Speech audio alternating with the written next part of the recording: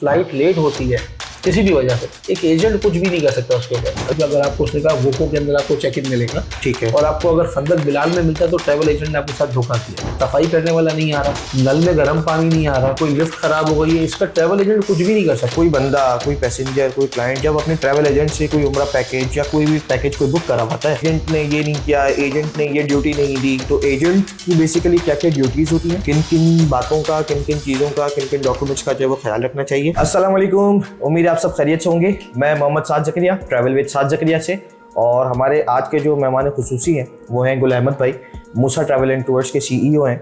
और बहुत बहुत शुक्रिया, आपने एक मरतबा फिर जो है वो कीमती वक्त से नवाजा। और आज इस सेशन में हम अपने ज़ायरीन को, अपने व्यूअर्स को ये बताना चाहते हैं, और ये उनका भी सवाल होता है, मेरा भी सवाल है, क्योंकि आप माशाल्लाह जो है वो उम्र एक्सपर्ट हैं, हज एक्सपर्ट हैं, तो आपसे बेहतर हम गाइडेंस हासिल करेंगे। और इस बात को ज़रा बताइएगा कि कोई बंदा, कोई पैसेंजर, कोई क्लाइंट जब अपने ट्रैवल एजेंट से कोई उम्रा पैकेज या कोई भी पैकेज कोई बुक करवाता है, तो वो कौन कौन सी चीज़ें हैं कि जो रिस्पॉन्सिबिलिटीज़ एजेंट की होती हैं, उनका क्या स्कोप होता है, क्या क्या सर्विसेज उनकी रिस्पॉन्सिबिलिटी होती है, उनके डोमेन में आती हैं, और क्या क्या सर्विसेज उनके डोमेन में नहीं आती हैं, ताकि बहुत से लोग जो है उनको शिकवा शिकायतें होती हैं कि यार एजेंट ने ये नहीं किया, एजेंट ने ये ड्यूटी नहीं दी। तो एजेंट की बेसिकली क्या क्या ड्यूटीज़ होती हैं, किन किन बातों का, किन किन चीज़ों का, किन किन डॉक्यूमेंट्स का जो है वो ख्याल रखना चाहिए, तो इस हवाले से आप क्या कहते हैं? अच्छा, ये बहुत अच्छा सवाल है। अक्सर सोशल मीडिया पे भी आप देखते हैं कि बहुत सारे ट्रैवल एजेंट्स को लोग जो है ना झाड़ रहे होते हैं कि इसने मेरे साथ ये किया, इसने मेरे साथ ये किया। सबसे पहले समझने की बात है कि आप जिससे पैकेज लेते हैं ना, उसका स्कोप क्या है, वो आपको क्या क्या दे सकता है। बिल्कुल ऐसे, ठीक है। सबसे पहले हम आते हैं बेसिक कि आप किसी जब ट्रैवल एजेंट से अपना पैकेज लेते हो, सबसे मेन चीज़ होती है आपकी एयरलाइन। ठीक। अब एयरलाइन टिकट वो आपको ऑप्शंस देता है या आप उसको बताते हो, दोनों सूरतें होती हैं इसके अंदर, कस्टमाइज पैकेजेस के अंदर। सही। क्या आपको क्लाइंट कहता है कि नहीं मुझे एमिरेट्स से ही ट्रैवल करना है, मुझे सऊदी एयर, मुझे PIA नहीं चाहिए, मुझे एयर ब्लू नहीं चाहिए, ठीक है, ये हम फेस करते डेली। तो या तो अगर उसकी अपनी पसंद की फ्लाइट है या आपने कोई फ्लाइट उसको सजेस्ट की हुई है, दोनों सूरतों के अंदर अगर फ्लाइट लेट होती है किसी भी वजह से, सही, तो हम एक एजेंट कुछ भी नहीं कर सकता उसके ऊपर। अगर एयरलाइन किसी भी रीजन की वजह से एयरलाइन आपका टिकट पक्का है, आपको जिस तारीख का बोला उस तारीख का टिकट पक्का है, आप एरोप्लेन वहाँ पर जाते हो, बोर्डिंग करवाते हो, वो 12 बजे उसको जो ना टेक ऑफ करना था उसकी जगह वो 2 बजे टेक ऑफ करता है, तो इसमें एजेंट आपका कुछ भी नहीं कर सकता। सही। अमूमी तौर पे लोग फोन करके कहते हैं यार ये 2 घंटे लेट हो गया, तो उसमें हम कुछ भी नहीं कर सकते। सही। ना वो उस वक्त बात को समझ रहे होते हैं कि यही एयरलाइन का मसला है, हमारा नहीं है। ठीक है। उसके बाद आप आओ, सेकंड जो आपका होता है कि आपको वीज़ा मिलता है। ठीक है। आपका वीज़ा, आप ट्रैवल एजेंट का काम किया, आपकी एयरलाइन टिकट कमिट की, आपकी एयरलाइन टिकट पक्की होनी चाहिए। ठीक है। जिस तारीख की कमिट की उस तारीख की आपकी रिटर्न और जाने की होनी चाहिए। आपका वीज़ा बिल्कुल ऑथेंटिक पक्का होना चाहिए। उसके बाद आपके होटल्स, ठीक, होटल दोनों सूरतों में होते हैं। होटल में सबसे बड़ा मसला होता है, एक क्लाइंट आपके पास आता है, कहता है मुझे फला फला फला होटल चाहिए, डिपेंड उनके या तो प्रीवियस एक्सपीरियंसेस की बुनियाद पे वो लोग ले रहे होते हैं, या वर्ड ऑफ माउथ से किसी सुना होता है कि ये होटल, हाँ, इसमें ये होटल मशहूर हो गया है, ये हो गया। तो दोनों सूरतों के अंदर, या अगर हम आपको सजेस्ट कर रहे हैं कि यार आपके बजट के हिसाब से ये होटल आपको सही पड़ेगा, या फिर आप हमें बताते हो कि यार ये होटल में मुझे चाहिए, तो आपसे जो ट्रैवल एजेंट कमिट करता है ना जिस होटल के अंदर, उस होटल का चेक इन उसकी जिम्मेदारी है। टाइमली चेक इन और टाइमली चेकआउट उसकी जिम्मेदारी है। अगर आपको फॉर एग्जांपल मैं होटल का नाम लेके बताता हूँ कि अगर आपको उसने कहा वोको के अंदर आपको चेक इन मिलेगा, ठीक है, और आपको अगर फंदक बिलाल में मिलता है तो ट्रैवल एजेंट ने आपके साथ धोखा किया है। लेकिन वोको के अंदर आपको चेक इन का कहा है और टाइमली चेक इन मिल गया, वोको के अंदर आपके सफाई करने वाला नहीं आ रहा, नल में गर्म पानी नहीं आ रहा, उधर जो है ना कोई लिफ्ट खराब हो गई है, इसका ट्रैवल एजेंट कुछ भी नहीं कर सकता। सही। तो इस केस में वो करे क्या? फिर क्लाइंट क्या करे? पैसेंजर क्या करे? होता है पैसेंजर, ये क्लाइंट जो होता है वो जाके काउंटर पे शिकायत करे। सही। और रिसेप्शन पे शिकायत करे, रिसेप्शन से 90% मसले हल हो जाते हैं। सही। और फिर भी ना हो रहा हो तो वो ट्रैवल एजेंट से रिक्वेस्ट कर सकता है कि यार आप जरा कोशिश करें, क्योंकि फिर जो ट्रैवल एजेंट ने वो जिससे वो होटल बुक करवाया होगा वो उससे रिक्वेस्ट करेगा, और वाइस वर्सा, इस तरह ये ना वो मामला हल हो जाता है। सही। लेकिन आप इनिशियली ट्रैवल एजेंट को बोलोगे यार ये तो सफाई करने नहीं आ रहे, ये टॉवल नहीं दे रहे, तो ये ट्रैवल एजेंट आपका उधर कुछ भी नहीं करवा सकता, क्योंकि ये उधर के अपने डायनामिक्स हैं। दुबई, थाईलैंड, इधर आपने टूर्स किए होंगे तो वहाँ के होटल्स के अलग डायनामिक्स है, सऊदीया के टूर अलग, होटल्स की डायनामिक्स ही अलग है। तौर पे 5 स्टार होटल के अंदर इस तरह की शिकायत नहीं आती है, ये बात। लेकिन जितने इकोनॉमी क्लास के होटल हैं उसके अंदर ये शिकायत आती है कि यार ये सफाई करने नहीं आ रहे। तो ये ट्रैवल इसके अंदर इसका हल क्या होता है? अमूमी तौर पर सफाई का सबसे ज़्यादा मसला होता है कि बेडशीट चेंज करने नहीं आ रहे। तो ये होता ही है कि जब आप चेक इन करें ना तो देखें आपके फ्लोर पे कौन उधर सफाई वाला है। अमूमी तौर पे वो बंगाली नेशनलिटी के लोग होते हैं, तो आप उनको 5-10 रियाल टिप दे दें तो फिर वो आपका ख्याल रखते हैं। ये वहाँ का एक नॉर्म है वहाँ पे ना। सही। अच्छा, ये चीज़ समझनी पड़ेगी एक हाजी को कि इसके अंदर ट्रैवल एजेंट का कोई आपको जिस होटल का चेक इन का है उस होटल का चेक इन देगा, उस होटल के बारे में आपको सारी सही इन्फॉर्मेशन देगा। उसी होटल में अगर आपको चेक इन मिल गया तो फिर ट्रैवल एजेंट को आप ब्लेम नहीं कर सकते। ठीक है, मक्के मदीने दोनों के अंदर ठीक हो गया। इसके अलावा एक और मसला सबसे बड़ा आता है, वो आता है ट्रांसपोर्ट का। आप प्राइवेट ट्रांसपोर्ट लेते हैं ना जो बहुत महंगी होती है। आप यूँ समझें कि अगर आप पूरा एक टूर करते हैं जद्दा से मक्का, मक्का से मदीना, मदीना से मक्का और फिर मक्का से जद्दा, ये टूर आपको तकरीबन कुछ 1600-1700 रियाल का पड़ जाता है प्राइवेट ट्रांसपोर्ट। तकरीबन लाख रुपए से भी ऊपर चलेगा। हाँ, लाख रुपए से ऊपर चले जाता है। और अब 3 लोग हैं फॉर एग्जाम्पल फैमिली के, और अगर आप ये बस वाली ट्रांसपोर्ट लेते हैं तो ये आपका 10,000 में काम हो जाता है। तो इतना बड़ा डिफरेंस है, ह्यूज डिफरेंस है, बहुत बड़ा डिफरेंस है। तो आप प्राइवेट ट्रांसपोर्ट जब भी ले रहे होते हैं तो आपको फिर तकरीबन 99% मसला नहीं होता।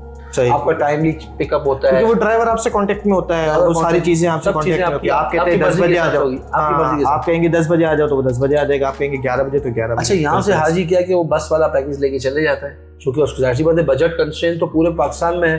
तो बस वाले पैकेज की जो सबसे बड़ी खामी है ये कि बस आपके टाइम के हिसाब से नहीं चलेगी। उनके अपने फिक्स टाइम है। फॉर एग्जाम्पल आप जद्दा पर जब लैंड करते हो, अब आपने बस में बैठना है, अब आपको बताया जाता है कि आपको कौन सी बस में बैठना है। आप उस बस में जाके बैठते हो, बस फौरन नहीं चलती, बाज़ औक़ात वेट करवाती, बाज़ औक़ात फौरन भी चली जाएगी। लेकिन आप इसको यही रखें कि नहीं चलती। वजह ये होता है कि उस बस के अंदर 45 सीटें, बस वाला कोशिश करता है कि मैक्सिमम भर जाए तो बस लेके चलो। अब हाजी को यहाँ से सब कुछ बता देते हैं हम, ठीक है, कि आपने क्या सर्विसेज ली हैं, लेकिन जब वो वहाँ पहुंचे जद्दा पे, वहाँ से फोन करता है या बस नहीं चल रही, बस नहीं चल रही। इसमें आपका ट्रैवल एजेंट कुछ भी नहीं कर सकता। सही। ठीक है, अनटिल अनलेस आप 25 लोगों का ग्रुप है, 30 लोगों का ग्रुप है, तो फिर हम यहाँ वो तो फिर प्राइवेट। सही। ठीक है, लेकिन आप 2, 4, 5 लोगों की फैमिली है तो वो आपको बस वाला अपनी मर्जी से ही चलेगा। उसके बाद होता है ये बस वाला, जाहिर सी बात है अगर 40 लोग हैं बस में तो 20 फैमिलीज हैं या 22 फैमिलीज हैं, सबको बारी बारी उतारते हुए आपको उतारेगा। अब आपकी किस्मत है, आपका होटल पहले आता है या किसी और का पहले आता है। सही। तो वो शिकायत करते हैं कि यार 1-1.5 घंटे का रास्ता 2.5 घंटे में तय करवाया उसने। तो बस वाली ट्रांसपोर्ट में आपको ये समझना पड़ेगा कि ट्रैवल एजेंट का इसमें कोई काम नहीं होता, वो बिल्कुल इसके अंदर। अच्छा, इसके अलावा आप जब मक्के से मदीना सफ़र करते हो तो जिस कंपनी का भी आपके पास वीज़ा और ट्रांसपोर्ट है वो आपको फजर के बाद का टाइम देती है। नॉर्मली 6:30-7 का टाइम दे रहे हो। अब आप प्राइवेट ट्रांसपोर्ट में होते हो तो आप 4 से 4.5 घंटे में मक्का से मदीना या मदीना से मक्का ट्रैवल कर लेते हो।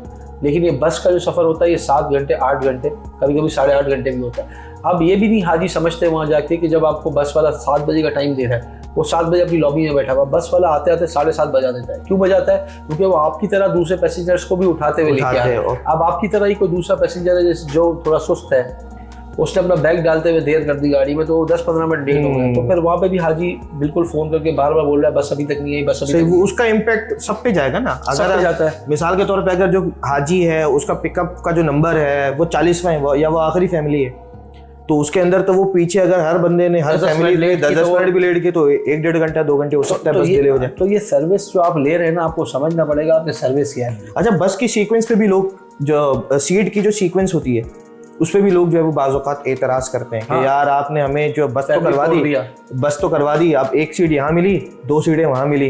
अच्छा, ये इस पे भी ना आपका ट्रैवल एजेंट कुछ नहीं कर सकता, इसका स्कोप ही नहीं है। ये आपको आपकी ट्रांसपोर्ट दे देगा, ठीक है, सीट्स नंबर नहीं कर सकते हम कुछ भी। इसके अलावा आप यही चीज़ें होती हैं जो अब बेसिकली क्या होता है पाकिस्तान के अंदर लोग समझते हैं कि ये मिनिमम पैकेज जो है ना 2 लाख से प्लस ही बन रहे हैं आजकल।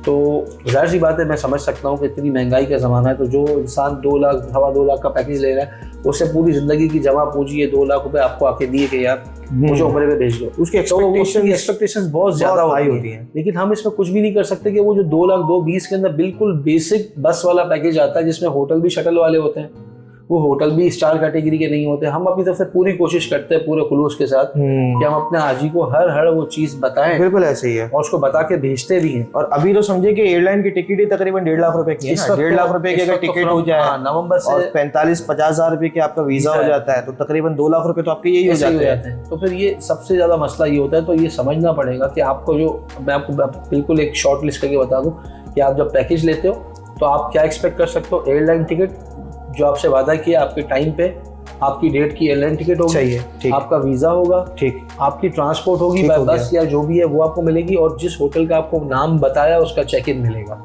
ठीक है। ठीक है। अच्छा, ये इसमें कभी कभी ऐसा होता है कि आप जो इकोनॉमी टाइप के होटल लेते हो ना मक्का मदीना में, जो 700 800 मीटर बिल्डिंग्स होती हैं, उसमें कभी ऐसा भी होता है कि आपने बताया ए और वहाँ हाजी को मिला बी। इकोनॉमी के अंदर ये होती है, सिमिलर वाली चीज सिर्फ इकोनॉमी में होती है और ये हाजी नहीं समझता।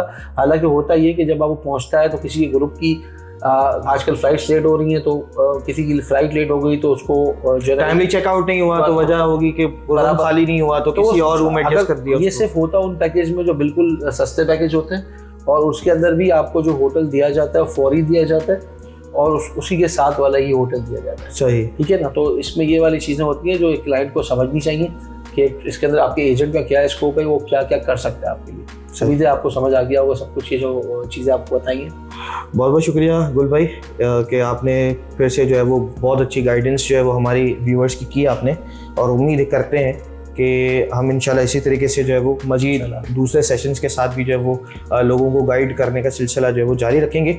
अगर आप भी कुछ सवाल है, आपका भी कोई सवाल है, कुछ पूछना चाहते हैं तो हमारे नंबर्स अवेलेबल हैं, या ये जो यूट्यूब पे आप अभी देख रहे हैं तो आप अपने कमेंट सेक्शन में भी जो है वो आप अपने सवालात लिख सकते हैं, ताकि हम जो है वो फिर उन पर भी अपने सेशंस कर देंगे। बहुत बहुत शुक्रिया, थैंक यू सो मच, अल्लाह हाफिज़।